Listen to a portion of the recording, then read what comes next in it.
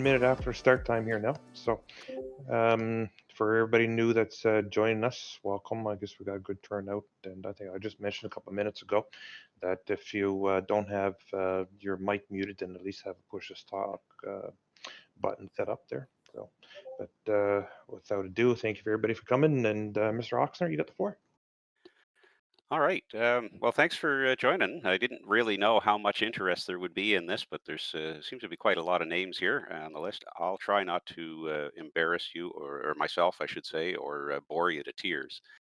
Um, this idea was just born out of getting a few questions here and there. And I remember when I joined VATCAN back in, I think it was 2003, that there were a lot of questions that were going on, and I know in my industry it's really hard to get real answers out of the books and all that. You often do searches on the internet to find things, and it's half-assed answers from people who heard something from a friend who knew a family member who once did something. So um, I thought it would be a way to give back to the community a little bit. So here I am. A little background for myself. Controller who recently retired from Moncton Center. After 29 years, I spent 2 years in Halifax Tower and the rest of the career in Moncton Center in the low-level specialty, where I dealt with uh, en route airports, as well as providing terminal service, both Moncton and Halifax at various times of the day. I didn't do high level, but I spent probably 20 years of my career in Moncton Center as part of our ops team, and that meant anytime management was looking at putting in a new piece of equipment or consulting on a new procedure, whether it came from Ottawa or if it was from an inter-unit arrangement with outside groups, or even in between specialties within the center. They would consult with the ops team. So I represented from a low level perspective. So as much as many of our low level guys were ignorant of what happened in high level, I was probably a little more in the know than most of them, but I certainly wouldn't consider myself a well versed high level controller. Over the years, I've been involved in several projects, everything from the major pieces of equipment that they use in their CATs and everything right back to VSCS over 20 years ago, the communication system they use, right up to the radar processors and plus big airspace projects in the last, let's say, 6 years. Started in 2015 that I really started getting heavily involved in it. So everything from redoing stars and approach procedures to even the en route stuff. So I have a fair amount of background and a fair amount of information on why things are the way they are. I may not be the best tour guide, but I can answer the crap out of your questions. Anyway, um, on to the way I see this going is I want to remind people of a few things. First of all, like flying, if you're not doing it, you're not really current. And air traffic control is sort of like the same way. There's a lot of parallels between the two. And everything that I'm presenting here is really a snapshot as of the end of my career in November 2020. But things in our business are pretty slow to change, so it's not going to be that far off. My intent for this is not to try to change VATSIM, not to try to change VATCAN or any of your regions. I'd like to coach with application of some procedures and certainly with phraseology. You get a lot of good pilots on here that are expecting things to be said certain ways, and it confuses them sometimes. So if we can help that out, that's great. Adds to the realism. But the reality is, your executives on your regions, VATCAN, and as an organization, and then the FIR chiefs and their staff, they're the ones who will decide policy. And anything that I say here, they can quite easily and willfully overrule, not even adapting or adopting anything that I'm offering as a piece of information. So. If I say something that seems contradictory to direction that you have within your region, there's a very good chance that it probably is. And if you have questions about it, talk to your FIR staff and see what their stance on any of it is.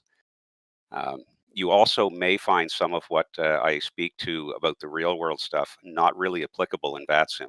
The reality is we just don't have enough bodies to do everything the way that we would in the real world. We don't have the same sorts of facilities, equipment abilities, or equipment limitations even that change the way things end up having to work. So again, if there's something that I speak to that isn't simulated in VATSIM or in your particular region, it's not necessarily a bad thing.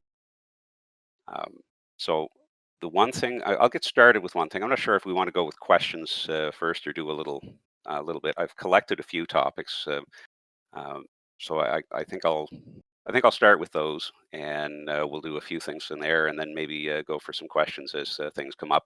If you have something in mind, I don't want to see it go on unanswered. So please write it down, jot it down, and whatever, and we'll see if we can get to it. Um, the first thing that I had on my list was kind of a a second now. See if I can share this screen here. Now, is that showing up for people? It's shows IFR clearance format. Yeah, it's there, Mike.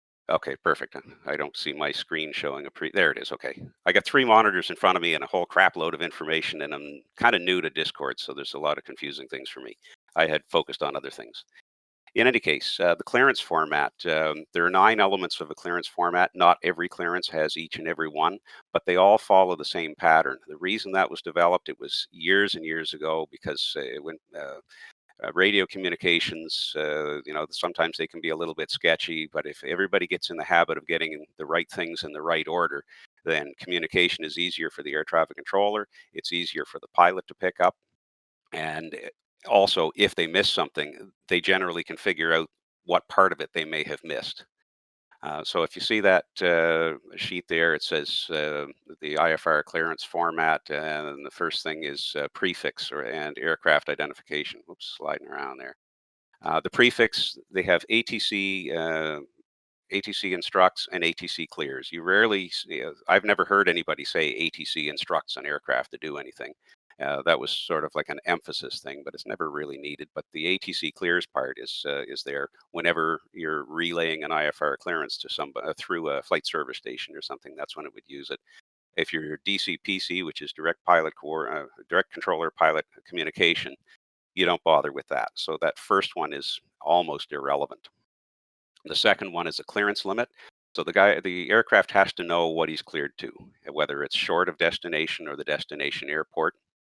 The SID, obviously, that's not applicable to an en route clearance or a holding clearance or something like that, but it is in your departure clearances off the ground, wherever a SID's going to be assigned. Then a route, altitude, speed, and then the special ones at the end of it. These are the ones that vary quite a bit: departure, en route, approach, or holding instructions, special instructions or information. This could be like a transponder code or expect further clearance time or something like that. And then the last one is traffic information. And typically, you don't include a lot of traffic information with an IFR clearance outside of a clearance to an aircraft at perhaps departing from a field in uncontrolled airspace where you know there's an aircraft coming in. But the rest of them are all pretty straightforward. So if everybody's familiar with getting a clearance off the ground or giving a clearance to an aircraft on the ground, you might say ATC clears Air Canada 123 to the Toronto airport via Halifax for departure, flight plan route, and squawk this code. You notice that the altitude isn't put in there because it's part of the SID. And you don't say the speed unless you're actually assigning a speed, because it's one of those things that's just assumed as being the flight plan speed. And of course, those who know, there are there's a reasonable window either side of that number that's put in the flight plan that the aircraft will fly. And to be fair to that point, most pilots don't even know that there is a window to fly. They just fly what they want. So you do have to keep an eye on what you're seeing, even if you're not assigning it. Um, so, if you were to give a holding clearance, if you read my diatribe there leading up to our Deer Lake event last week, they would be the same sort of thing. You start off with the aircraft ident because we don't need a prefix in it. So Air Canada 123 is cleared to the Deer Lake VOR. So that's his clearance limit. We don't put a SID via direct or via an airway, however you want them to get there, and maintain whatever altitude. Again, we can leave speed out unless you want to say it for some particular reason. Maybe you want to adjust his speed, slow him down, or whatever. And then you give him the holding instructions. So you tell him what you want him to do, where he's to hold in relation to the fix, his inbound course, and all that. And then special instructions, you might include expect further clearance with a routing if necessary. to follow the hold. And traffic information, generally speaking, we wouldn't be doing that if he's up in the air already. Approach clearances would be similar things. We don't necessarily, we certainly wouldn't use a SID. The routing may be in there if you haven't already discussed it, but often it's just omitted because the route has already been determined. Altitude obviously is not part of an approach clearance. Speed, well, it may be. If you need to issue a speed restriction to an aircraft on final, maybe in a sequence. Of note for approaches, if you had a speed restriction on an aircraft, when you clear him for an approach, that speed restriction is implicitly canceled. So when you clear him for an approach and you still need a speed restriction, it has to be restated, or the pilot may just do whatever he wants for speed. So the approach clearance, Air Canada 123 cleared Halifax Airport, ILS runway 23 approach. So you didn't put most of those elements in there, but the elements that do exist in each of those examples I just gave they all appear in the correct order. Um, any questions on that one? Comments, complaints? Moving right along. Um, One of the things that often causes confusion, and not only for people at our level, but people in in the ATC environment too, is that they generally find their own way of fumbling around it. But arrivals in Class G airspace. Class G, you probably know, is uncontrolled airspace. That is an area where controllers have neither the authority to direct flights nor the responsibility to do it. Um, and many of our airports in Canada underlie controlled airspace. It's only the bigger, busier ones that have control zones and all that around them. Um, in the one difference from the States, you might see some of your American pilots. I don't know if how much it shows up in VATSIM, but it does show up in the real world. You get some pilots flying in Canada for the first time, and they don't know that they're in uncontrolled airspace landing at this particular airport because in the U.S. They don't have any instrument approach procedures without controlled airspace attached to them. Um, I'm going to presume that you know the difference between uncontrolled airspace and uncontrolled airport, because you can have an uncontrolled airport that has controlled airspace around it. Many of our airports do. But as far as dealing with arrivals at Class G airspace, the first thing that you have to think about is whether the aircraft is exiting vertically or laterally. And I have another little thing to show you that I had built some time ago, and it just shows the Moncton FIR as it is with the base of controlled airspace. I tried to color code it, make it all nice and pretty. This was done for a presentation, and this was what our FIR looked like. I think, if I'm not mistaken, this was done in 2011, so 10 years ago. Nothing has changed on that diagram. But you can see there are various levels of where the floor of controlled airspace is. The white is high level airspace, Class A. Mike, you're still showing the IFR clearance format. Damn it! I tried to show it, and it shows in my little preview window that it's going to. Let me try that. I show Fine. them now. Looking good for so- me. No, it's been updated for me. I Yeah. see the Must just be taking time for me then. Yeah, Disregard. maybe. Okay. Well, I'll carry on then, and if we get too far into this and it's a little bit confusing, you see all those little orange and red spots there. Those are controlled airspaces, and there's transition areas around them, and they have different floors. And as you go from red up to through blue and purple to white, that airspace gets progressively higher. Now, those little circles don't represent all of the airports in the Maritimes. So we have a lot of them, like whether those expensive golf courses that showed up in the last couple of years. Business jets are going into Port Hawkesbury and Cape Breton Island. And that underlies controlled airspace. There's also the high-end golf course and resort at Fox Harbor, southwest of Charlottetown. Same sort of thing there.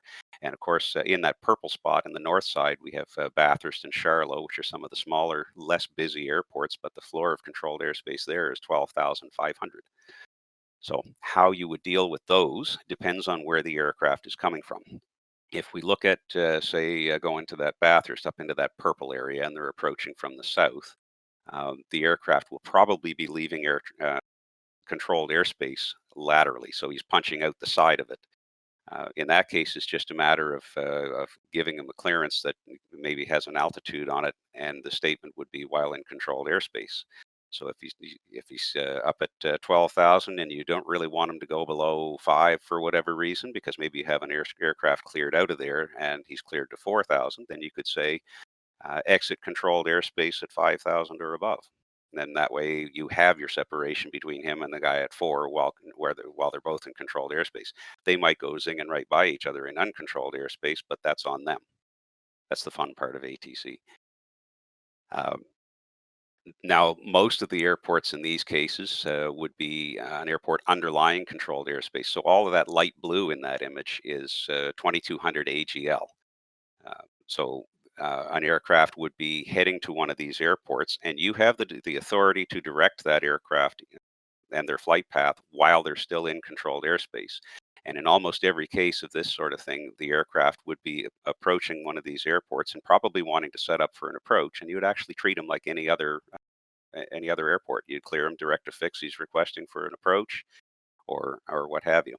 When it comes time to give him his clearance to let him descend out of controlled airspace, it's basically exactly that. Cleared out of controlled airspace via an approach at Miramichi or Port Hawkesbury or whatever the name of the airport is. We are supposed to give a minimum IFR altitude with it. And generally speaking, if you have an approach plate handy, you can read one of those off. Yeah, a pilot should know that when he's cleared out of controlled airspace via an approach, that he gets his minimum altitudes off the approach plates, and we'd like to think that that's always the case. I have seen a few cases where even high-end pilots of business jets, who you think would know better, have screwed it up royally. But there's also the possibility of an airport that underlies controlled airspace that doesn't even have an approach. We have several of those examples here, and there are some that believe that pilots can't file IFR flight plans to an airport that doesn't have an approach. No, that's not the case. They can actually file to a coordinate that's somewhere, apropos of nowhere, and they just want to do basically a cloud break and just go VFR after that. The military does that all the time with their surveillance flights, and there are other groups that will do that sort of thing as well. So in those cases, what's the most important thing is to make sure that you and the pilot are on the same page. The pilot won't have an approach procedure, so he still has the constraints of trying to get down to a minimum IFR altitude. And frankly, in between airports, the minimum IFR altitudes are usually very high, so it's not really great for cloud breaking. That said, from a controller's point of view, what you will do is tee up with the pilot to give him a piece of airspace to work in and tell him you'll protect it for that period of time. So you might say you've already given him his initial clearance to maybe off the ground or in the air to the coordinate or to the airport he's going to. And then when it's time to give him lower, if the time comes to give him lower, you can clear him for a descent to what you have published as a minimum IFR altitude. And if he doesn't break cloud and cancel IFR, go on his own way from there or something like that, you can actually give him a clearance to descend out of controlled airspace in the vicinity of this coordinate or the vicinity of this airport, and tell him that you'll protect, say, 4,000 and below with a 10-mile radius of that airport until a certain time. That way, it gives the pilot time to descend whatever altitude he can get to, and then come back up if he needs to. If he can't break cloud from there, he's got to figure out something else to do. So he still has an IFR clearance for a piece of airspace that you and he have coordinated. That might be something you'll never see on VATSIM, but the principle of it is very much applicable to everywhere in ATC. Is you and the pilot being on the same page, and you assigning a piece of airspace for the pilot to fly in and the pilot flying in it. Might have opened some questions on that one.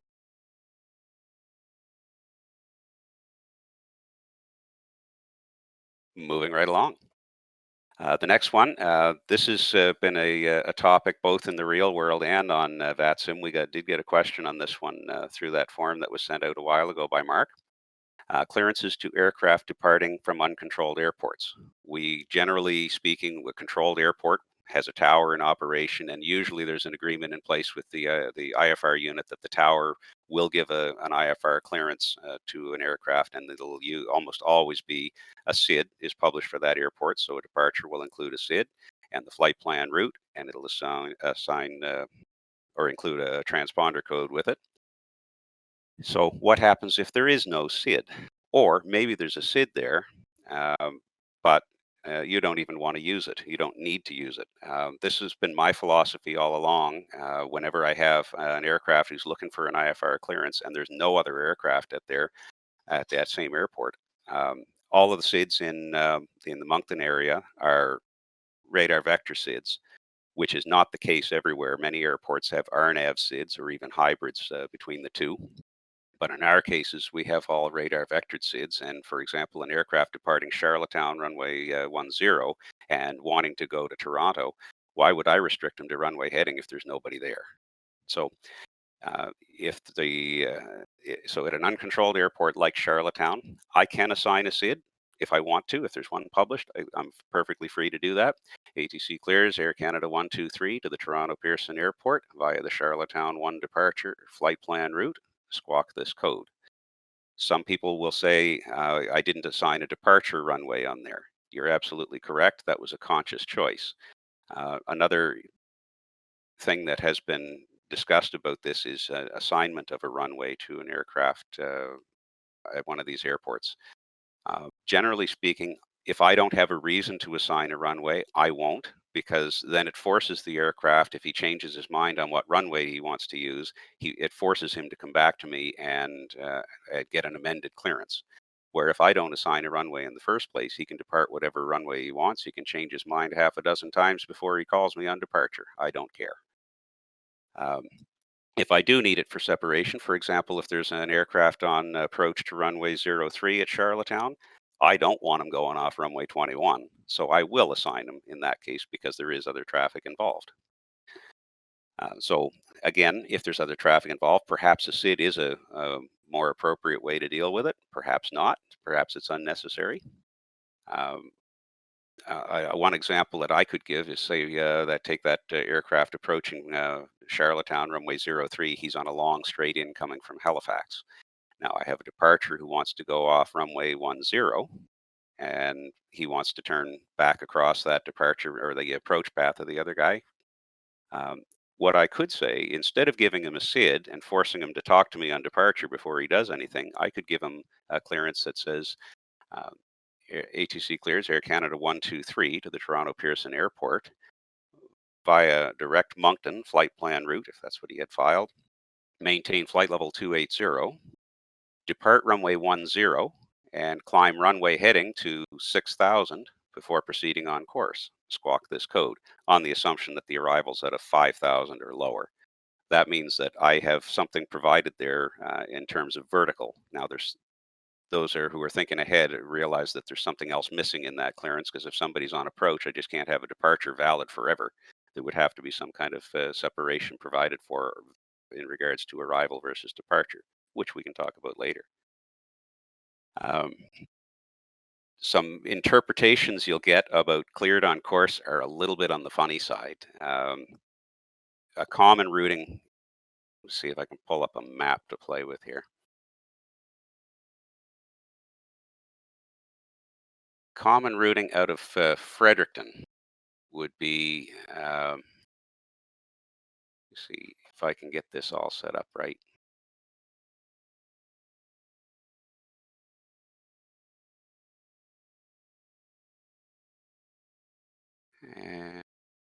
And okay, let me share this screen now for you. Apologize for the delay. I'm not as well prepared as I thought I would be. You should see soon, anyway, an image from Google Earth with a couple of pieces of airspace borders on there. You can't see my mouse cursor on that, can you? No, okay. Well, right in the center of the screen, the big red patches are CYR 724 and a couple of others, the wings of that airspace. Just north of the northern tip of it, you'll see that little icon being the Fredericton Airport. So they have runway 927 there. The VOR is east of the airport. Let's say the other side of the river that goes to the east side of the airport as well. I might even be able to find that somewhere in my list of things to show up with, because it is kind of interesting to see it there. Yes, okay, so there's the Fredericton Airport. You should be able to see that little symbol showing up east, or the Fredericton VOR rather, east of the VOR, east of the airport. Yeah, Anyway, John. so let's say an aircraft is going to Montreal, and the common route that they would file would be, say, CYFC as your departure point, and then YFC is the VOR, the first point on the route, and then Holton, which is up in the northwest corner of that map, and there's a VOR there. And if they filed it that way, CYFC, direct YFC, direct HUL, and then further on course to the west, an aircraft departs runway 27 and he's being told cleared on course. You got to be careful using a statement like that, because pilots are apt to do silly things. For example, many of them will realize that there's restricted airspace they have to avoid south of the airport. Some won't. And they would take off 27. And when they reach a safe altitude, make a right turn, point to the Fredericton VOR. And then once they reach the Fredericton VOR, do a climbing left turn pointing at Holton. Some will take off 27 and turn direct to Holton. And who knows what some others would do.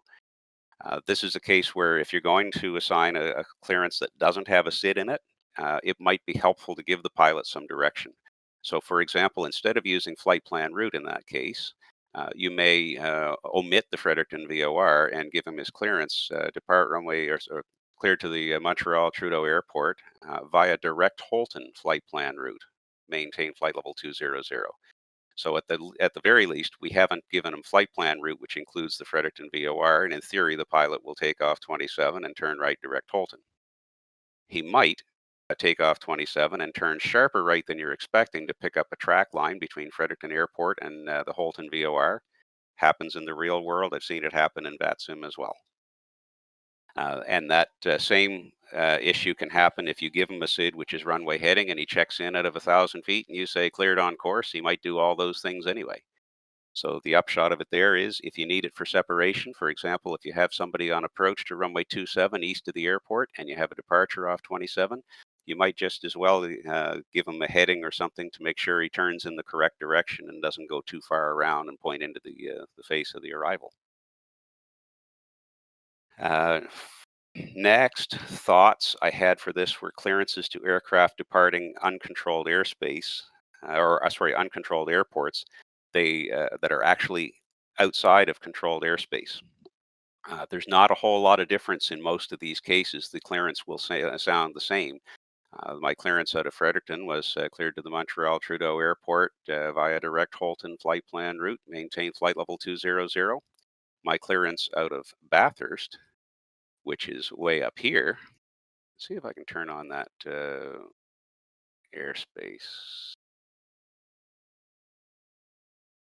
No, I don't know if I have that in there, do I? No, I guess not. I don't have this maritime CAE. In any case, Bathurst Airport is here in the middle. Is it showing Bathurst now in the center of the screen? Yes. Yep. Yes, it is. Good. Okay.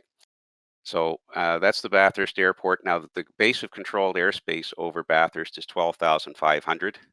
But that clearance, if he was going to Montreal, would be the same thing. ATC clears Air Canada 123 to the Montreal Trudeau Airport via direct Beauce flight plan route. Maintain flight level 240. Squawk this code. So it's exactly the same, even though it's in uncontrolled airspace. The pilots are expected to understand that they're in uncontrolled airspace and conduct themselves accordingly. Now, there are cases where you might have to do a little bit of something, and I already kind of mentioned one. If that aircraft was taking off Bathurst and going southbound to Moncton, he enters that controlled airspace at some point very shortly, instead of laterally, instead of climbing into it from beneath. In that case, you may have somebody. One example that I came up with is somebody doing some approach work at Miramichi, and he's working 4,000 feet and below on an IFR clearance because he's in a hold. He's been given an approach clearance with a missed approach up to 4,000, whatever, but he's 4,000 and below, we'll say. And now you have a departure at Bathurst wants to take off and go south, which is to Moncton, which is basically right over that airport. The only way you can make sure you have separation is to make sure this aircraft enters controlled airspace at 5,000 or above. So that's your clearance. ATC clears Air Canada 123 to the Moncton Airport via direct, maintain 1000, enter controlled airspace at 5,000 or above.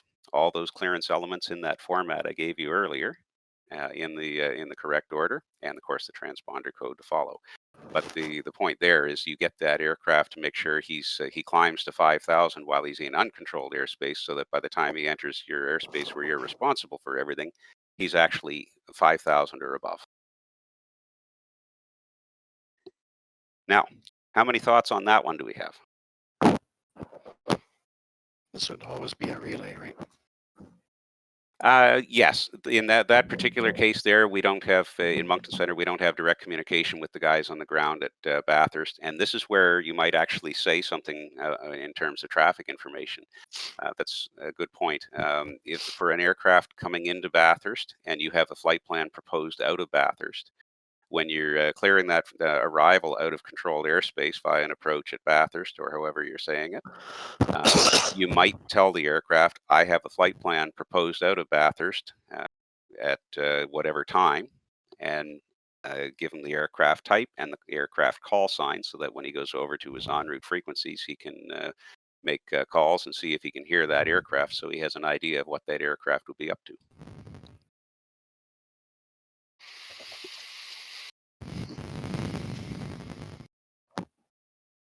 No other questions on that?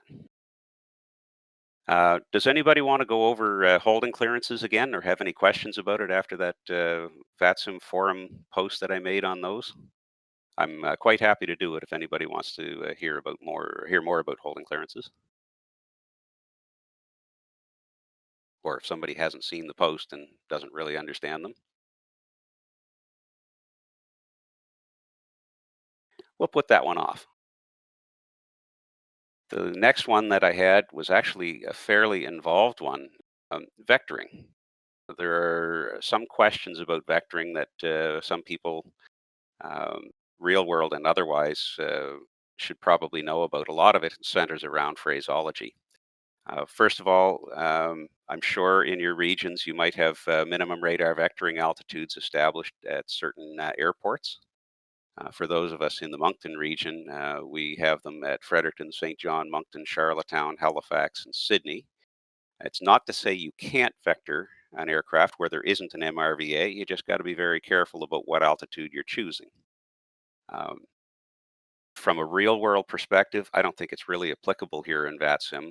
MRVAs are corrected for cold weather altimeter errors. I don't think we have much of that. I don't even know if the flight simulators simulate that stuff very well. I've never researched that. But the MRVAs, they're basically the same as what you'd have for anything else, 1,000 feet above the highest obstacle within 5 miles of the aircraft, or 3 miles in a terminal area within certain constraints that I won't bother getting into in the criteria. But the MRVAs are not published anywhere outside of air traffic control, at least not by intent. Sometimes they get leaked out by people like us in this magical world that we have, and they make their way out onto the internet. But they're not on any published IFR charts or anything like that. If you use safe altitudes, like a 25-mile safe altitude, it'll probably be a little bit lower than it should be, but it'll be good enough for this world, I'm sure. So when you're initiating a radar vector for an aircraft, the phraseology books now, they say that we have to give the reason that we're giving a vector. So vectors for traffic, vector sequencing. We have to give them the point where they're supposed to be vectored. So if we're vectoring them for a localizer, for example, vectors ILS runway 23, fly this heading. So you're giving the purpose or the point or the course or the track which you're vectoring the aircraft to when you give them the first heading. You don't just out of the blue say fly this heading. You got to tell them the reason for it.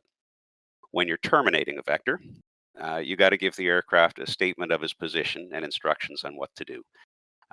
Typically speaking, you're vectoring to final. Most of the radar vectors around I think in this world are probably going to be vectors to final. So you would say vectors ILS runway 23, fly this heading, and then eventually when you get them close to the localizer, fly heading 200, intercept the localizer, cleared ILS runway 23 approach.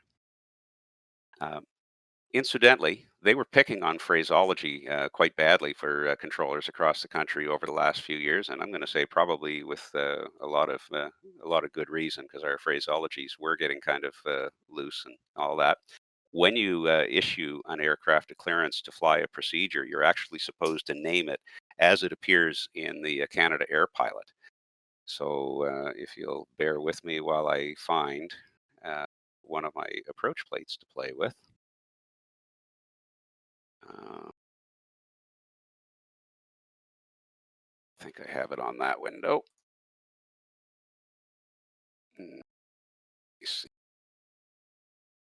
Let's say if we take, Charlottetown's right there. I forgot where I was going with that. Isn't that terrible? It's a sign of age. Retirement is bad for you. It was reading out the correct procedure. Oh, yeah, for right. phraseology. Right. So if you look at the, you should have the Charlottetown ILS runway 03 approach plate showing up now for you. That's there.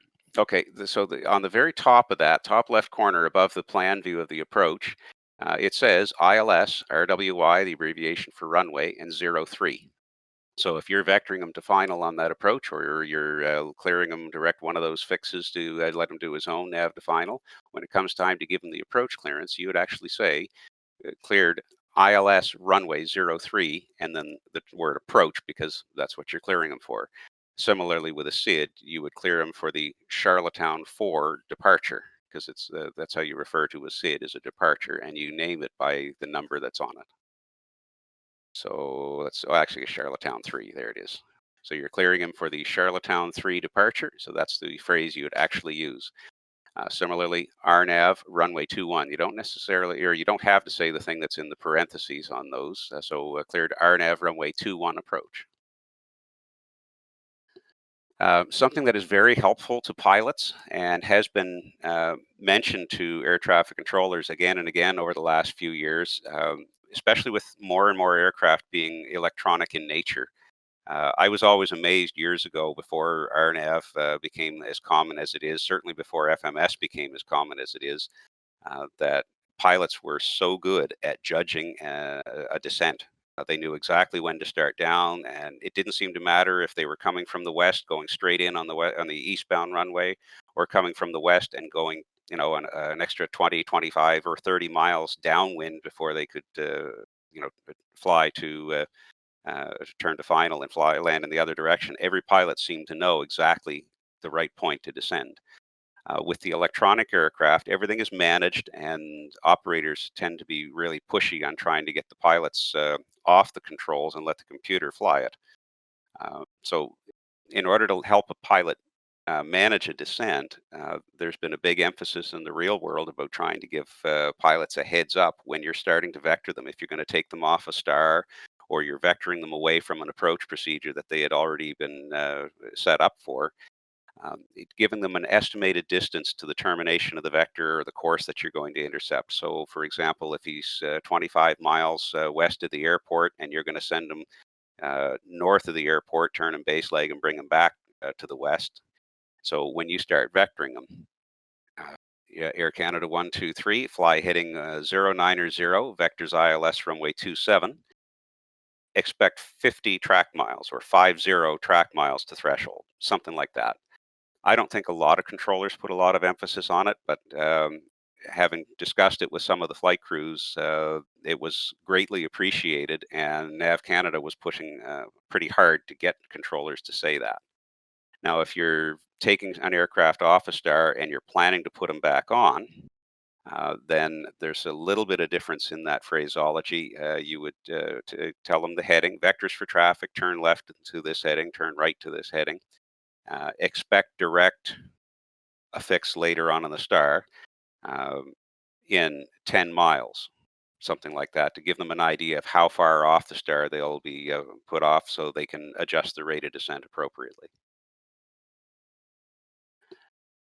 For turns, I don't remember where I saw this recently, or in fact, I don't know that I've ever seen it really recently. But back when I started in this business almost 30 years ago, there were guidelines for minimum turns for controllers to use, and it actually plays out fairly reasonably in a practical sense. Um, we made fun of one trainee on high level, and I got to say, his math was solid for what he was trying to accomplish. He looked at two aircraft that were converging and were 400 miles apart, and he decided he was going to do something about it. So he told one aircraft to turn left 2 degrees, and he was going to keep them on that heading for 28 minutes. Um, a 2 degree turn is like telling all the heavy people to go to the left side of the airplane for 30 seconds. It may not be useful from an en route perspective. They say for en route, generally you don't turn an aircraft much less than 10 degrees unless you're really trying to fine tune something. Terminal control, where maybe you want a little more accuracy to it. Maybe they said 5 degrees would be the minimum turn for that. I find that a little bit light for most of what I would do. And if you're a power controller or a ground controlled approach GCA controller, 2 to 3 degrees was quite common.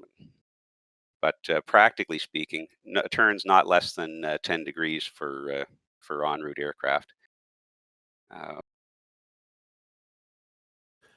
Mike, did you ever or do you deal with deviations in the low sector? I just remember we had a lot of weather deviations in high, so I was just curious if you Oh could God, yes. mention that. Yeah, the high level stuff has at least a chance of out climbing some of it, but the low level stuff is buried right down in it. And anytime thunderstorms go through, they wreak havoc on everybody.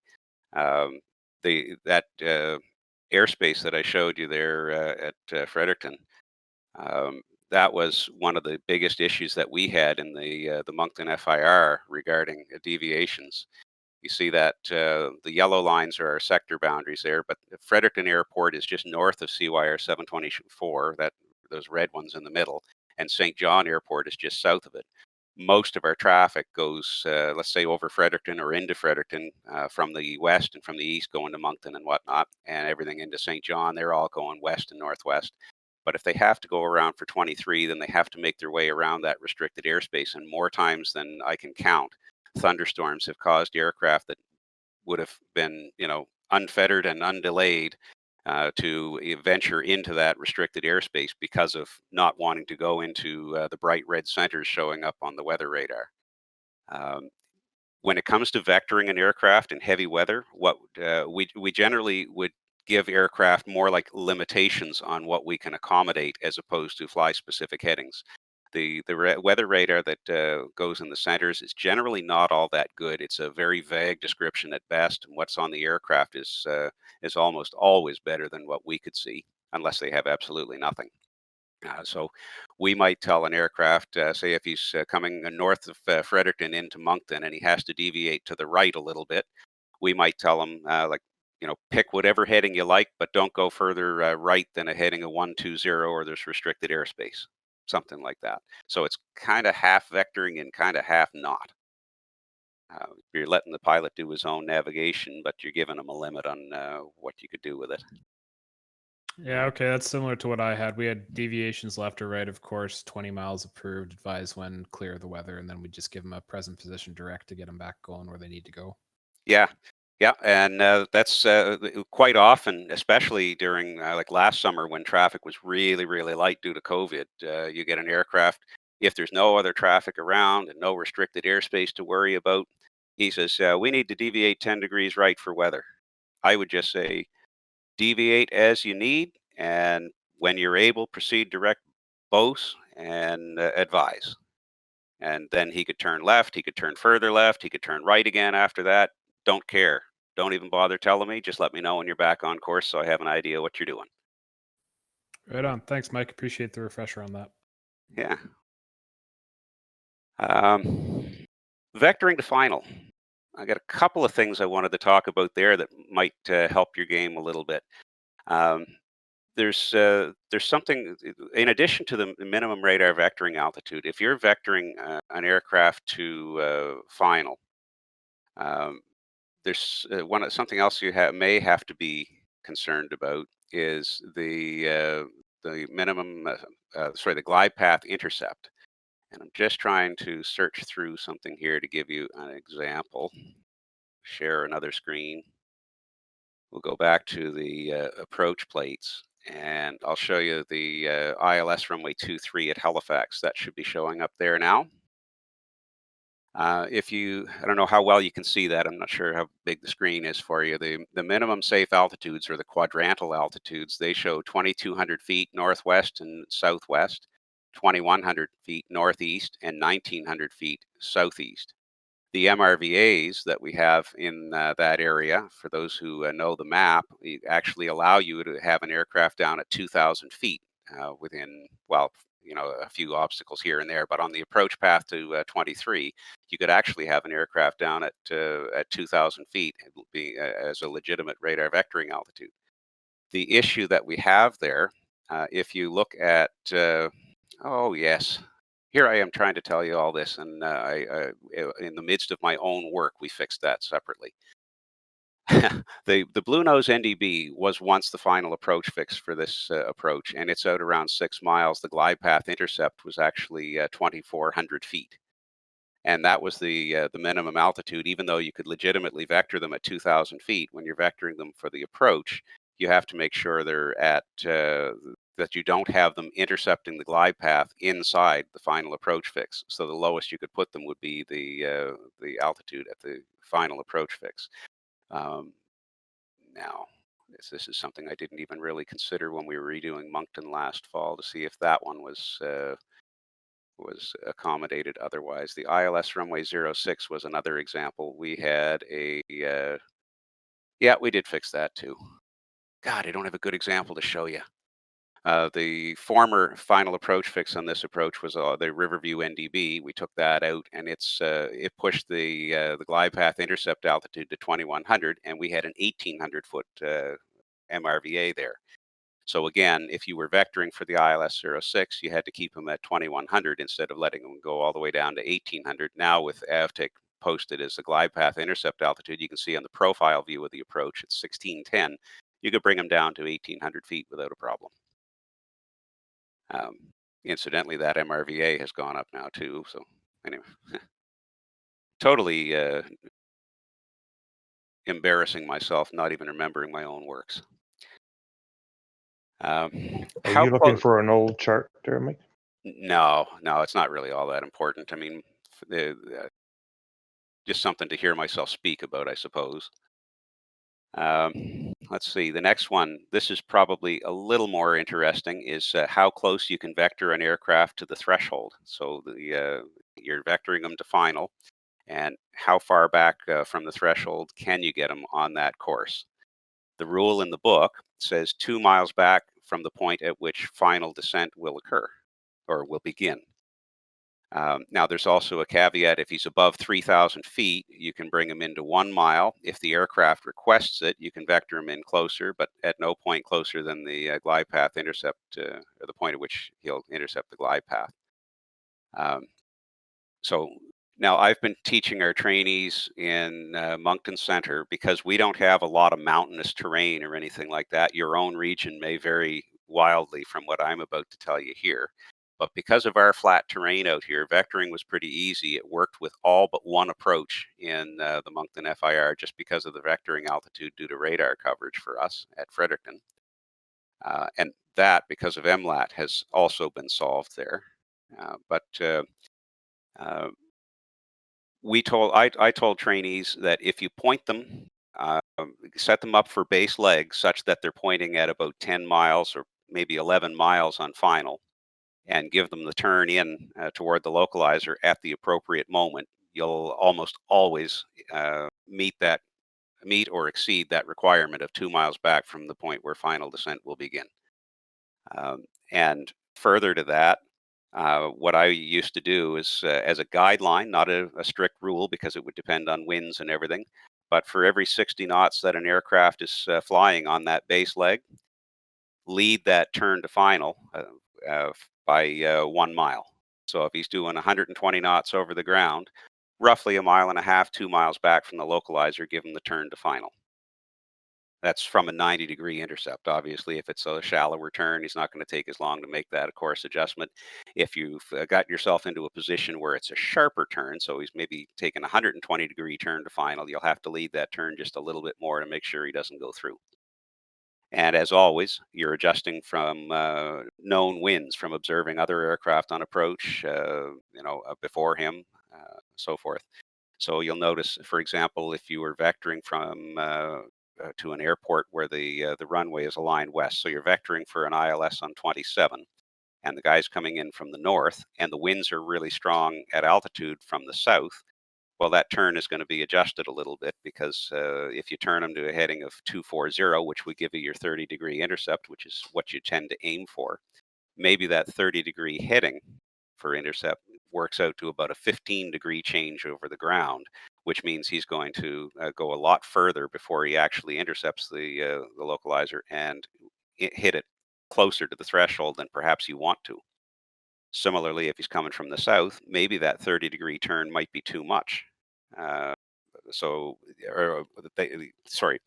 30-degree intercept, if you give him a heading, let's say a 300 to join that localizer and a heading of 270, with the wind drift you'll experience, the track change will actually maybe be 40 degrees, and that's a little bit excessive. So maybe from the south, you might give him a turn of only 20 degrees off the final approach course. So give him a heading of, say, 290 to intercept instead of 300.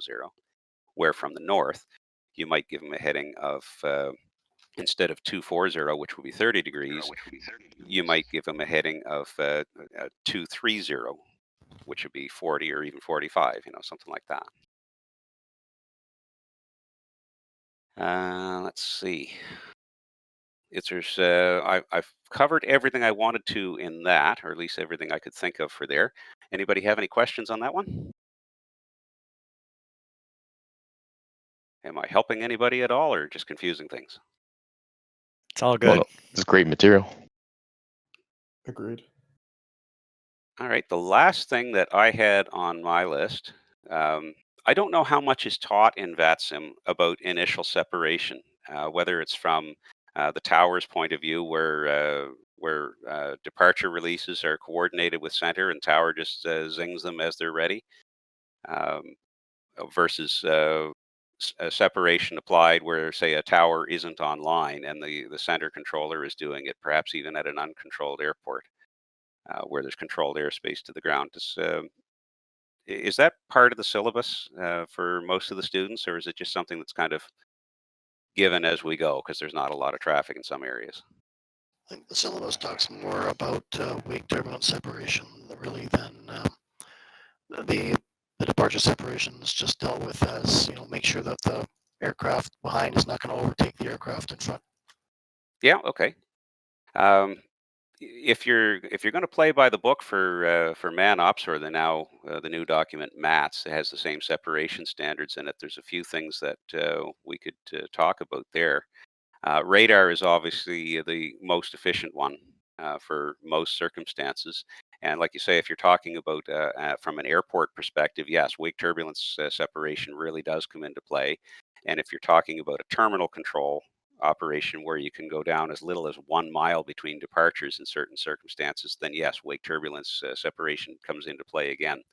If you're dealing with an airport, let's say Charlottetown or St. John in our Moncton area, and like a lot of them across the country, um, you might have radar coverage either to the ground or very close to it, but you don't have a tower in place, and you can't provide terminal control service. So your minimum en route separation anyway, even with radar, is 5 miles. Well, unless you have something departing behind like a light behind a heavy, you're basically covered with your 5 mile radar separation for wake turbulence. But in the cases where you have radar coverage to the ground, you are doing a terminal service. Yeah, your wake turbulence separation, light behind a medium, is 4 miles. So that's definitely less than your required en route separation. So yeah, you do have to bring that into play there. If you're talking about departure versus departure, it was already mentioned, you got to make sure that the second departure isn't faster, or if he is, you got to do something about it.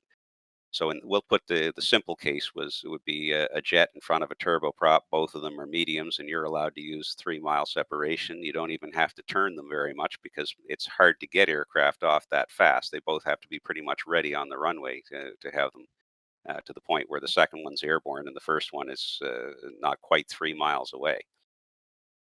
If you do have a case where the second aircraft is faster, then you have to turn the first one so that you can let the second one go, and then there's a minimum there.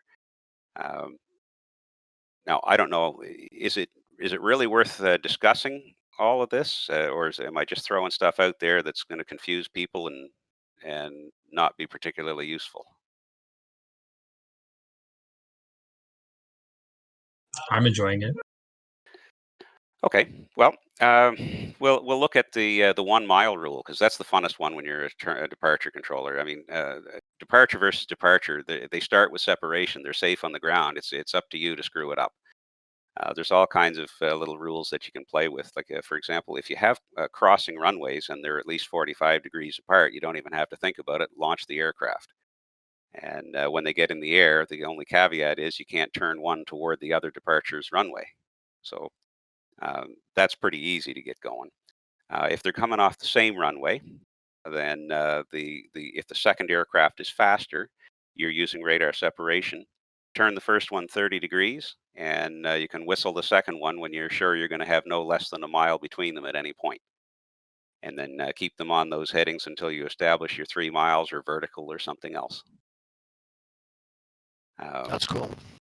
Now, and crossing runway, same thing. You get them on their headings once they're in the air, and as soon as you get vertical or lateral separation of another kind, then you can let them turn toward each other or whatever. Let's see. So that's departure. So arrival versus departure. So you have an aircraft on final and a departure who wants to take off in front of them. Again, there's a few setups. If it's the same runway and you're using terminal separation, you're providing a terminal control service, then you can actually let the arrival get as close as 2 miles to the runway and not have a problem as long as the departure is airborne.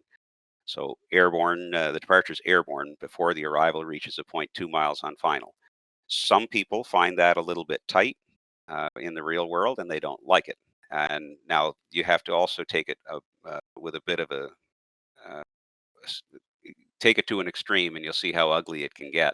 If you have a Cessna 172 taking off and an F-18 on approach, then even if you meet the 2 miles on the approach end, it's going to be pretty ugly when the F-18 overshoots and runs right up the Cessna's butt. So even though that's the minimum, there are a lot of cases where we simply don't use it quite like that. Crossing runways is another case where you have some great flexibility on it. If they're crossing with at least 45 degrees, then you can have your arrival, same thing, close at the airborne, or the departure has to be airborne and through the intersection of the crossing runway before the arrival is 2 miles final. That's your absolute minimum for your terminal separation. Now, that said, Moncton is a classic example of why that can be terrible. If we look at that approach plate here at Moncton and zoom in a little closer on the airport, you see our runways there. We have runway 24 is the longer one heading southwest bound, and runway 29 is the one pointing basically straight across the page on this example. But let's not use 24. Let's put the arrival on runway 06. So he's flying that ILS 06, and there's a departure to go off 29.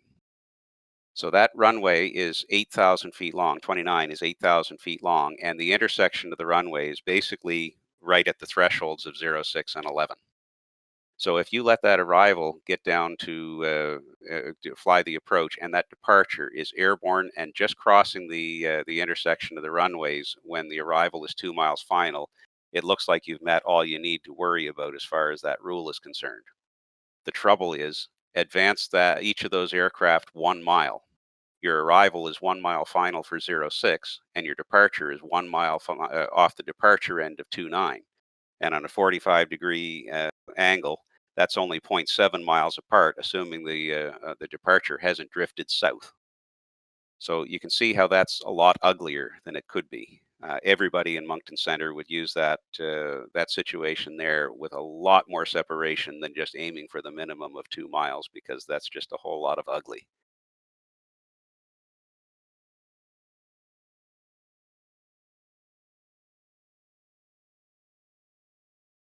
Now, the only other thing I can think of to talk to, I don't know if I addressed everything as part of that because I kind of lost track myself. Um, Arrival versus departure and departure versus departure non-radar. The boys had some fun over in Deer Lake trying to launch some airplanes. And I think most of the clearances were probably issued with SIDS, which it's a vector SID at Deer Lake of runway heading. Um, Modification of SIDS is a way you can get aircraft off a little bit faster sometimes. And the two ways that you might be able to do that, if you have, say, a slow climbing airplane, um, and you have somebody who wants to get off behind them. If you get that aircraft, the first aircraft on the SID, say let's say SID is to 5, your minimum radar vectoring altitude in the area is, let's say for sake of round numbers, it's 2,000. When that slow airplane gets out of 3,000, you could actually launch the second aircraft on a SID to 2,000. I guarantee it'll raise some eyebrows. But were you to issue the clearance to the aircraft right from the start yourself, as opposed to just relaying a modification through a tower or something, ATC clears Air Canada 123 to the Toronto Pearson Airport via the Charlottetown 3 departure flight plan route. The altitude goes next. Maintain 3,000 or maintain 2,000. That's really does sound low. So maybe let the first departure get out of 4 or something and give the second one 3. But then when the first departure is out of 3, then you can release the second aircraft. Sorry, when the first departure is out of 4, the slower one is out of 4, you can launch the second departure up to 3 on his modified SID. Alternatively, you can give a modified heading. So now I can't speak to all cases because I know there are some runways that are not assessed for departures in any direction.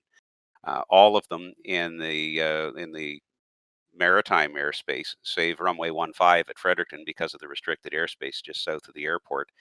They're all assessed for diverse departures, which means you can give a heading to any aircraft, any direction, right off the ground, and it's all good. Wabush was an example where you can't do that because the departure procedure for Wabush shows headings that make the aircraft go to the right because of mountainous terrain that tends to gobble up airplanes on the left. So you couldn't tell an aircraft to depart runway 01 and turn left and expect him to actually do that because he has to follow a departure procedure which gives him a heading to the right to start. So that's a case where you wouldn't be able to assign a track like that. But you could modify. So go ahead.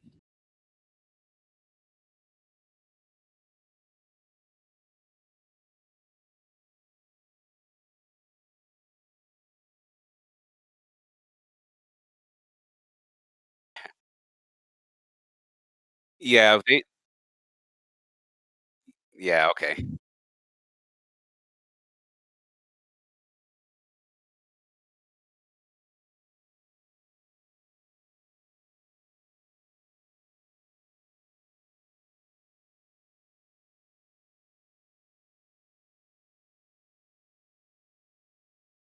Well, I'm going on an old memory because the Labrador airspace, as it was at the time, left our building in 1998. So it went to Gander for a while and then split. Gander still has the east side around Goose Bay. Montreal has the west side around Wabush itself. I'm just looking at the departure procedure to see what it says now to see if anything's changed. You're right. You caught me on the runway numbers. I actually knew it had changed, but I still went from the old memory on it. Let's see. So it says requires a minimum climb gradient of 340 feet per mile to 2100. Oh, sorry, that's off 18. So no left turn below 3,500. Oh, that's all it says now. Okay. Yeah, that's interesting because at the time they had you climb runway heading to a minimum altitude, I think was 2,100 feet, and then you had to turn right, heading a 039 or something like that, to 3,500, and then you could proceed on course. So we were not able to assign anything with a left turn there because there was the risk of an aircraft interpreting that as departing and making that left turn without following the departure procedure as published. So yeah, that is changed.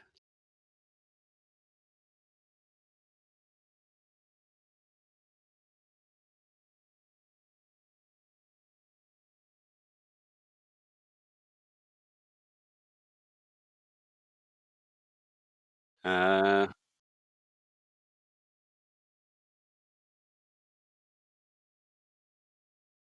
yeah, I see that there. Yeah. Yeah, so with a SID, again, if you wanted to modify it, let's say if you're the arrival controller and you're issuing that modified SID through the tower, this would be a case where you have a slow climbing aircraft off and you want to get them, you want to get the next one at least airborne. So you get the first departure up through 4,000 feet, and then you tell the tower controller modify number two's SID to 3,000 and release them. And then the tower controller would relay the change of altitude, amendment to your SID, maintain 3,000, balance unchanged, and the pilot reads it back. Winds are, contact center on, cleared takeoff. And then you have your modified SID. You can also modify the heading. Most of the SIDs, at least, do have provision for like fly runway heading or as assigned or something like that if it's a vector SID. So you can actually give them that SID heading. I have done it on a few occasions, not even departure versus departure, just knowing that there's an arrival coming in at St. John. He wants to use runway 23 and a departure is going off runway 05. You consider the runway layout, it's a 7,000 foot backtrack. The aircraft has probably already taken about 7 minutes or something to get back there. And now you're going to tell him you're going to refuse him a clearance because you got an arrival. You try to get him off if you can. So he's already been assigned a SID. Amend the SID heading to 270 and get him running. And then that way he takes off and he's in that turn immediately, as opposed to taking off and calling you through 2,000 or 3,000 feet, still on the runway heading, pointing at your arrival. The modified SID gives him something to turn to right off the ground, which means he'll probably get out of your way a lot faster than if you wait until he's in the air and talking to you. All the finer points of playing with traffic.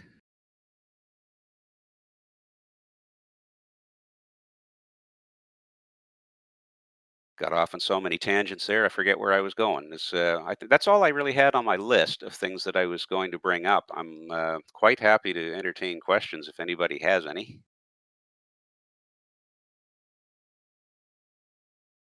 I have a question. It relates to vector SIDS where there's no specific initial climb instructions that affect when a turn can commence. What kind of guideline would you use departing, let's say, a 737, about how close to the ground you would encourage a turn?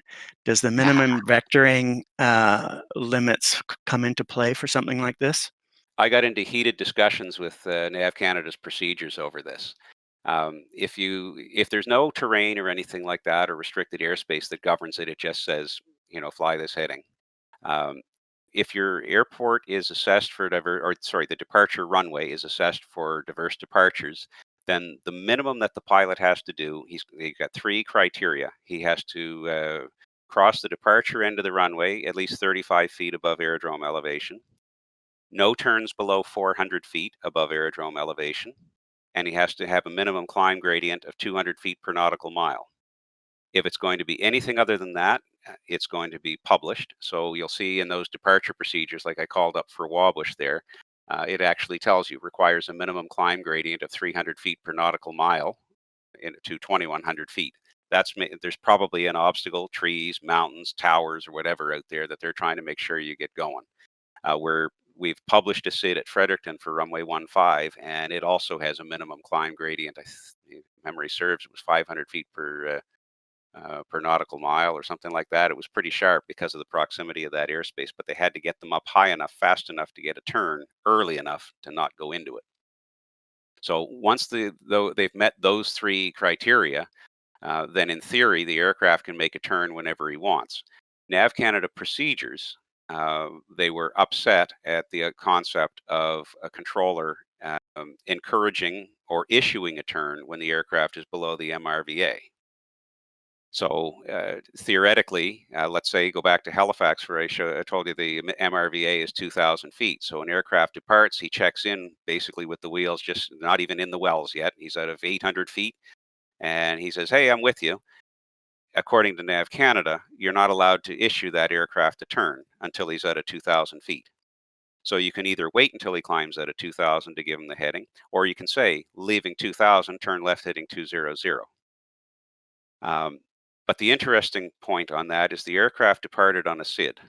Now, if you issued the clearance to the tower, or the turn to the tower, turn left heading 270 and valence unchanged, Nav Canada was all right with that, even though the aircraft was still flying the same SID and likely to take the turn before he reached the MRVA. They were okay with that. So I don't see why it's okay for one and not okay for the other.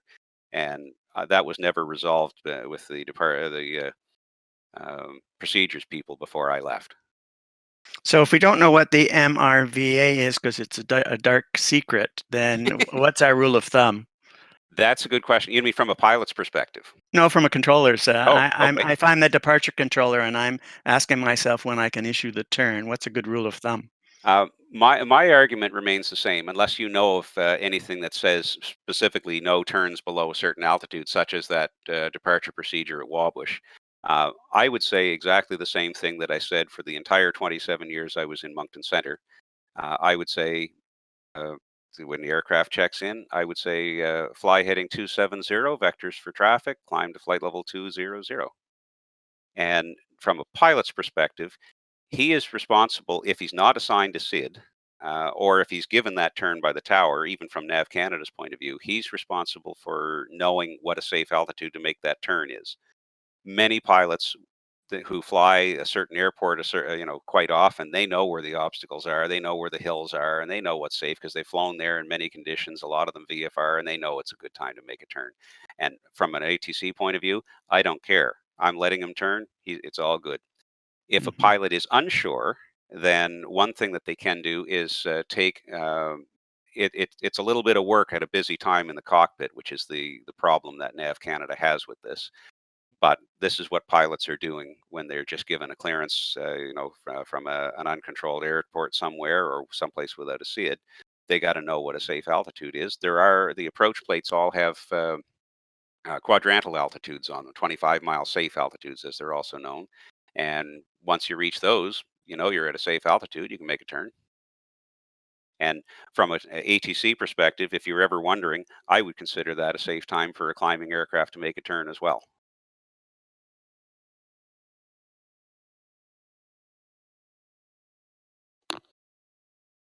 Well, thank you. That's very helpful.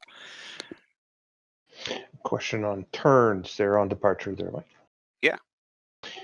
Sometimes I see, aircraft departing and then they'll give them a fix, turn left or turn right, direct to fixed on course. And sometimes those fixes are 180 degrees behind you. Yeah. Yeah. My method of operation for as long as I was in the ACC, when I had an aircraft given a SID, because they were radar vector SIDs, the term, if I just call up the St. John departure here because it happens to be relatively convenient. So runway 05, climb, maintain 5,000 or as assigned. We'll take 23. The others are actually runway heading as well, but many of them will just say simply climb heading 229 for radar vectors or for vectors. They might say heading 229 or as assigned, something like that. So when an aircraft is given those departure instructions, he's expecting radar vectors and he's either got his autopilot engaged in a heading mode already, or he's flying it with the FMS, one way or the other. He's expecting a vector. So what I would always do is assign him a heading to get him pointed in the right general direction, even if there's no traffic. I would be perfectly legitimate in saying, turn right, proceed on course, turn right, direct Kelno on course, whatever fix I want to give him. But I know where he's going because I see his flight plan route. So if he's going up to the northwest, I would say turn right heading 305, climb to flight level 230. And sometime shortly or thereafter, when it was convenient for me, when he's away from the airport, when he's away from his traffic, whatever it is, I would tell him, clear direct Kelno on course. So just the fact that he's already on that heading on departure, I would just continue with that. Since it's a vector SID, I would continue with giving him that initial vector to get him pointed in the right direction. Part of that is because I had witnessed it from a few trainees as well. Um, Sometimes you'll give an aircraft, he's say departs 23 at St. John, and he's going to the northwest, so he's pointing southwest when he calls you. They say turn right, proceed on course, climb flight level 240, and if the pilot, maybe it's turbulent air, hits a couple of wrong buttons, has to keep messing with it, he might go out on that runway heading for 3, 4, 5, 6, 8, 10 miles before he actually makes that turn. So to me, that's wasted airspace. It's inefficient. The pilot may not even notice or care, for all I know. But my method of operation with it was I wanted to get that pilot going on his course as quickly as I could. So I would be unambiguous about it, give him the turn that I wanted to see him in. And then when everything's all settled down, everybody's happy, clear him on course from there. I guess maybe the question where I was going is, would you give somebody on course when the fix is 180 degrees behind them, or would you get them around a couple of vectors before you get them on course? Usually, I would give him the vectors to point him in the right direction in that case as well. I have been unconcerned about what the pilot would do.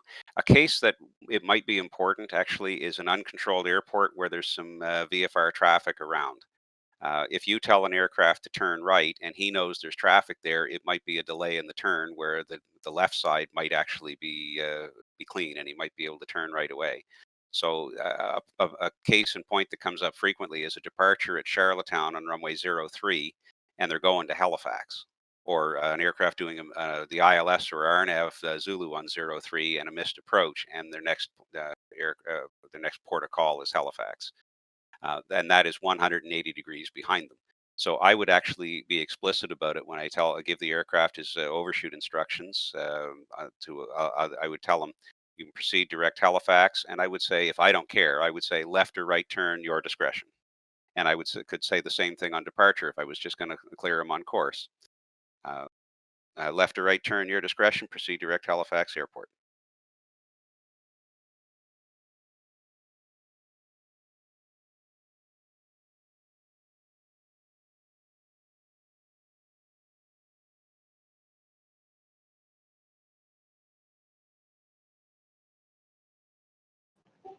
Other questions by anybody? I have one more question. Back to the example you gave earlier about the clearance into the uncontrolled airspace where there was no approach at an airport. You talked about creating a block of airspace that you'd keep safe. Yeah. I assume that the initial clearance, departure clearance, would be to the last filed nav aid or waypoint and not to the airport in that case. Is that a fair assumption? No, I would actually give the clearance the airport as the clearance limit. I mean, there may not even be a nav aid at one of these airports, but with our nav, it's all the same. You could go to you fly VORs and never once dial up anything on the VHF navigation. The nav 1 or nav 2, because you're just flying RNAV anyway. So yes, I would be perfectly comfortable giving a airport as a clearance limit in that case. Or let's say if he's going out to a fix, offshore or something like that, give a coordinate, whatever the pilot files in his flight plan, I'd be happy giving him a clearance on. Ah, good. Okay. And you would negotiate a missed approach of some kind as part of that process? Yeah, and this comes down to a few discussions I had with trainees years ago. I had a perfect setup. An aircraft was a medevac helicopter taken off out of Halifax, solid IMC everywhere in the region. He was going to a place called Antigonish. I jokingly call it Antigo Nowhere, but that airport is about 100 miles east of Halifax, and the obviously with no approach, the helicopter has to get down as low as it can to try to break cloud, and he's going to be out of communication range at that point as well. So certainly at that altitude. So what we did, what I coached the trainee into doing is, he got his initial clearance from Halifax Tower, which was the Antigonish heliport, via the Halifax 3 departure, maintain 3000, or Halifax 3 departure flight plan route, maintain 3000, squawk this code. The aircraft took off. We cleared him on course, maintained 3000. Now, before he left communication coverage, which was probably in the order of about halfway to Antigonish, the odds are he wasn't going to break cloud. So he had to have a clearance that let him do something. Now, there's all kinds of things in the flight plan. There's the alternate aerodrome and all that sort of thing. But essentially, what I told him to do, ask the pilot what he wants to do if he can't break cloud. The pilot said, if we can't break cloud, then we're going to turn around, go right back to Halifax, and we'd like to stay as low as we can. Well, as low as we could in that area was 2,600 feet in terms of IFR altitudes. So we basically gave him clearance out of controlled airspace in the vicinity of Antigonish heliport, and will protect 10-mile radius, 3,000 feet and below, until whatever the time was. We were going to give them enough time to get there, mess around a little bit, and come back out. And in the event that you're unable to break cloud, you're cleared to the Halifax airport via direct and maintain 2,600. And so in this case, there was no other traffic involved. We could actually tell them, you can't break cloud, stay in that airspace until a certain time, and then depart that area direct Halifax at a certain time, whatever you needed to provide separation. But honestly, if he's at 2,600 feet, nobody's getting out underneath him anyway. Very interesting. Thanks.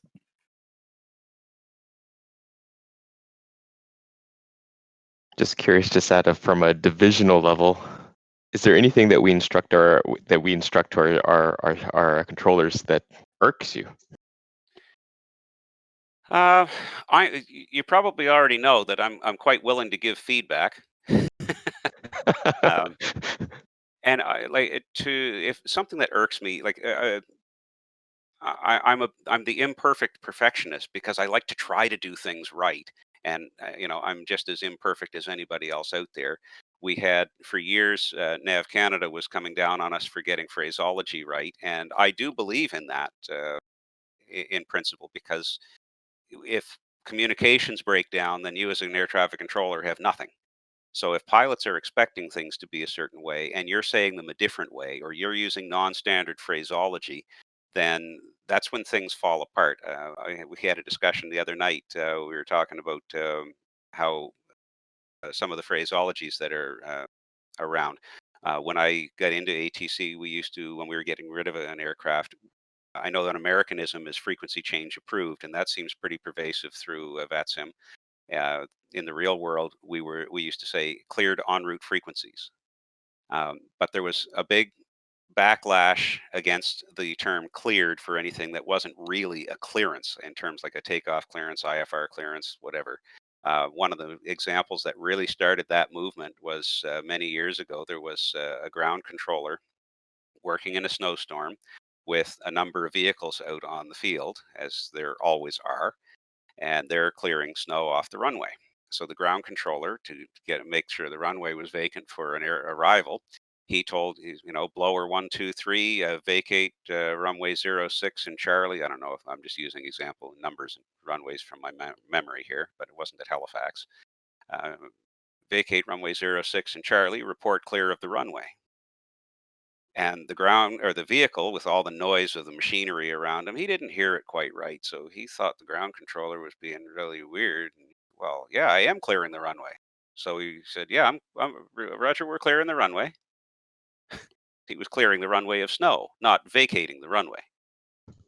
So that's that was around the time that the term "clear the runway" or "report clear of the runway" was gone, and cleared en route frequencies had been changed as well in fairly recent times. I think around 3 years ago, there was a big drive to get that out. So now we say change to en route frequencies.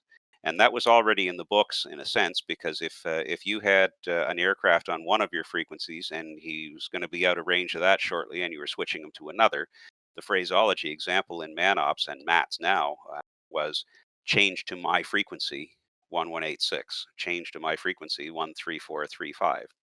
So it seemed natural to say change to en route frequencies. So there's a few little things like that. Like whenever I hear American phraseologies, it irks me, and I think it's more principle than anything else because I don't like being compared to Americans. I mean, I'm not saying that they're bad people or anything. It's just we have our way of doing things. Um,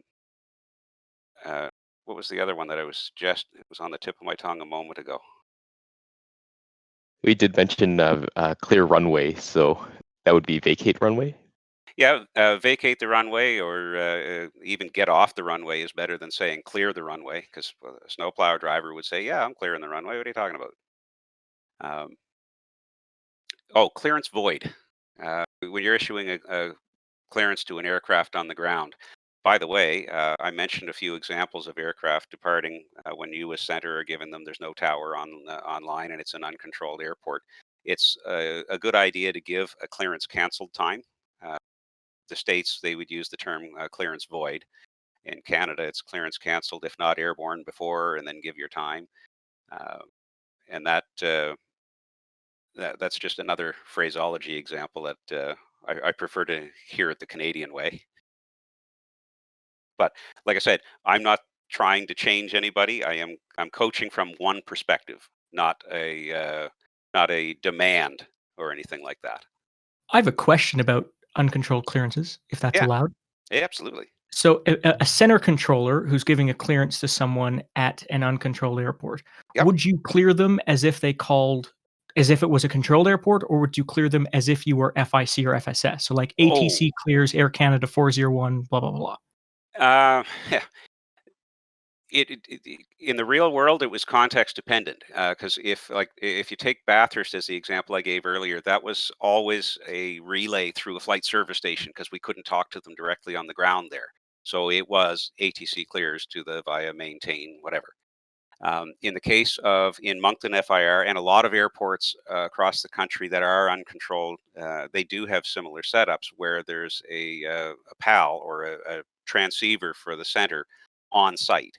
So in Moncton airspace, we have them at Sydney, Yarmouth, Charlottetown, Miramichi, Charlotte, and Grindstone. And if for whatever reason the flight service stations weren't in operation, or at the places like Yarmouth, Miramichi, and Charlotte where there simply is nobody there, the normal practice is the IFR aircraft would call us on the departure frequency and actually ask for IFR clearance there. And personally, I love doing it, giving clearances directly to a pilot instead of having a middleman because there's one less chance of a read back, hear back error. But if I was giving the clearance to the aircraft directly at one of those sites, I would say Air Canada 123 is cleared to, as opposed to ATC clears Air Canada 123 to the so forth. So in VATSIM, I can't remember the last time I actually gave somebody a departure clearance from an uncontrolled airport, but I think I would probably try to simulate the realism as much as I could. Like if it was Bathurst, I would probably say ATC clears, and if it was Miramichi, where I have a frequency in the real world, I would say just do it directly.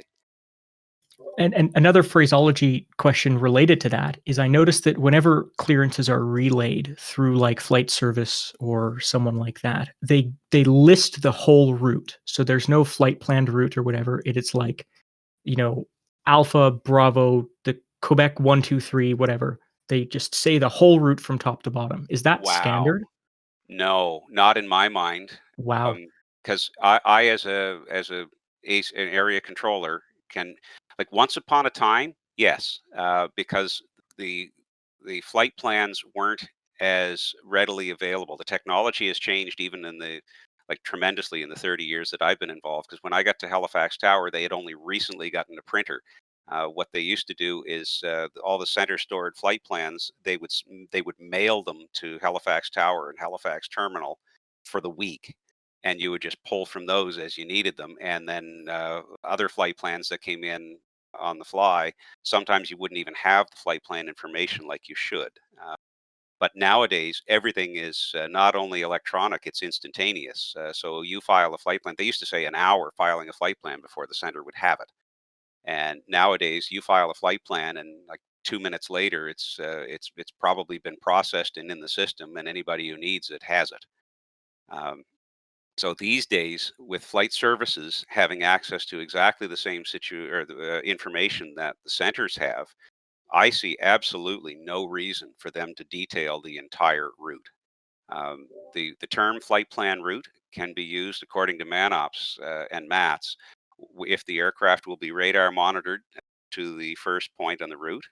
And in Moncton Centre's airspace and a lot of the southern domestic airspace in Canada, radar coverage is really good, and that's almost always the case. Now, if you get up to airports like in Thompson, Manitoba, which is a little further from some of the radar sites, or especially out in the Rockies there, where radar coverage can be dismal, or northern Quebec for that matter, I still don't think they have to go the whole length of reading the entire route.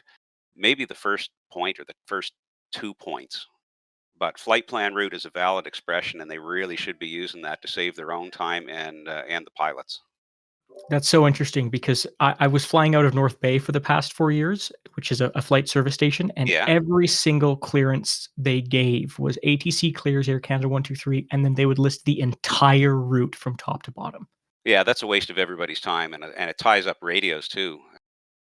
The entire North Bay FSS is a waste of everybody's time. Sheesh. It's a lot of people have found the irony when I say this, because as you probably guessed, I talk a lot, and yet when I was on the frequency, I chose my words pretty carefully most of the time to try and, like, if I could save even a syllable, I would do it. For example, we had a discussion with one of the controllers last night who was in training, and I told him that when you're changing frequencies on a pilot, contact Halifax Terminal on 119.2. Drop decimal. You don't need it. It's not required. Everybody understands it. It is officially recognized that it's not needed. So I will not say that word just to help keep the transmissions going. My wife, when I first met her, I have a private pilot license, not any great ratings or anything like that. But I took her up in the plane, and it was her first time in a small plane, and I was, Joe Cool, trying to play it all nice and everything, doing my thing. We got into some busy airspace, and everything was good. And at the end of it, she says, "I saw somebody I didn't know was there, and you." And I'm thinking, "Oh yeah, she saw the pilot. Yeah, that's cool." And I said, "Oh," shouldn't have asked. She said, "Yeah, because you talk so much and say nothing most of the time, but whenever you transmitted on the radio, it was just like you were quick and to the point and so concise. It was just so unlike you." I like that. Yeah. But anyway, Thank you, I by the way. try to keep my phraseology as short and to the point as possible.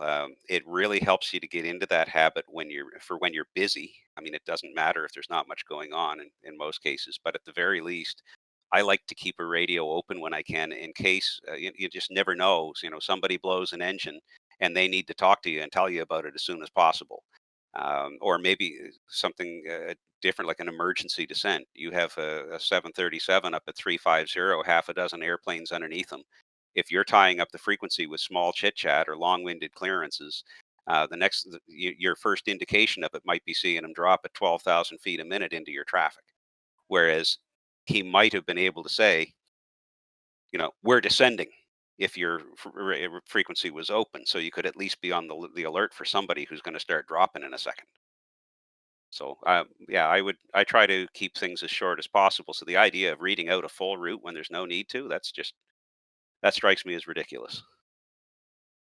So going on with that topic of flight plan route then, and maybe this because I'm not a pilot and I don't fully understand this. If say someone were to do a pop-up IFR while in the air, right? And let's say the two instances where they have, say they've pre-filed something but they're not flying IFR, or they did one that's that in the air. I'm assuming if they're in the air and they didn't file one, you would read out the whole route. But if, let's say, they filed something, like they pre-filed something, they weren't actually flying it, they didn't really ask for clearance, and then they did it while airborne, could you use flight plan route in that instance?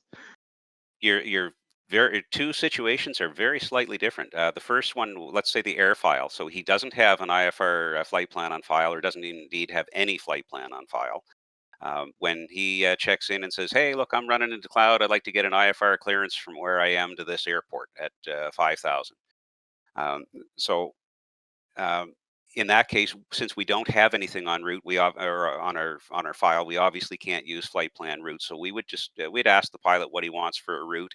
If it's a short distance, we just give him direct or something like that. That's fine. But if, let's say, there is a mandatory route involved or something like that, or there's a reason why you have to assign a specific piece of airspace to them, a specific route, you would actually give them that. So look, here's your clearance when you're ready to copy. He says, go ahead. Air Canada 123 is cleared to this airport via the direct this fix, direct that fix, direct that one. So you would read out the whole thing if you needed to. And typically something like that, an air file, is probably a fairly short routing anyway, so it doesn't really matter. Real world, VFR flight planning and alerting services are handled by flight services. So if an aircraft was filed on a VFR flight plan and encounters some IMC on the way and he wants to change to IFR, the center probably would not have that flight plan on file right away. So there's a couple of possibilities. They could find out what his next point is and then call radio and get that flight plan sent up, or they could just ask the pilot, same as if it was an air file, "Hey, sure, what route do you want?" "Yeah, that route's good enough for me." So Alpha Bravo Charlie is cleared to whatever his destination is. Via requested routing is a great phrase. When they've already told you everything you need to say, all the points that are in it, you don't have to go back and tell them to do it and then get another read back on the route he just gave you. If he's given you the entire route, you can just say cleared via requested routing. Cleared to the X airport via requested routing, maintain whatever altitude. Keep it all in order.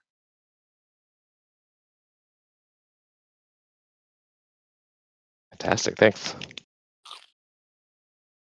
Can you give us any insight into how en route controllers deal with VFR? Very subjectively. Some controllers, like myself, I will take any airplane and every airplane that I can, and I have several reasons behind that. First of all, if I'm talking to a VFR airplane and I see him, he's heading to an airport that I'm working, if I have an IFR airplane that's going to conflict with him, um, I can tell the IFR airplane, traffic 12 o'clock, 3 miles opposite direction, Cessna 172 at 4,000 feet, 4,500 feet, because I now have talked to that pilot and I know what he's doing. In fact, it might even save me a transmission, because if I know what he's doing, then I might know that he's going to turn before he gets in the way of my IFR airplane. And now I don't even have to say anything at all. I also have had several occasions over my 27 years in the center where VFR aircraft got themselves into trouble and had difficulty communicating that. Maybe they weren't fully aware of their own situation. I have a few examples of that. I have a few examples of where they were obviously not willing to share all of their situation for worry of embarrassment or whatever else. So for the case of the VFRs, I would take them every time I could. Um, with some people, uh, they refused to take VFR airplanes because they just didn't want to deal with extra workload. Not that it's really extra workload for the most part, but uh, sometimes a VFR pilot, low time pilot, they're nervous. They don't really know what to say. They say an awful lot more, and they do tie up a frequency. I've given some aircraft a weather sequence just for their own information, and they read back literally every detail of it, every cloud layer and every temperature and dew point. It's like, well, I don't need that read back. So I can see why some people choose not to take them, but at the same time, I would.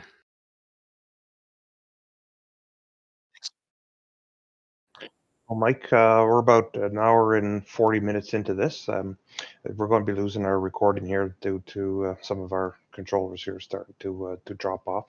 Yeah, Myself and Jagged in particular due to our time zone here. sure. But Yeah. anyway, I guess just in a closing statement, I'd like to thank everybody for coming here tonight. It's just been an amazing turnout. And obviously, as we close this, obviously everybody can still sit around and chat about it. So thank you. Thank you very much. It was a very profitable evening. Well, Thanks thank to you. Spirit Time. Dropping in and the questions too. You know, I like talking about this stuff, and I'd like to give any bit of information I can. Anything that helps somebody, I'm up for it.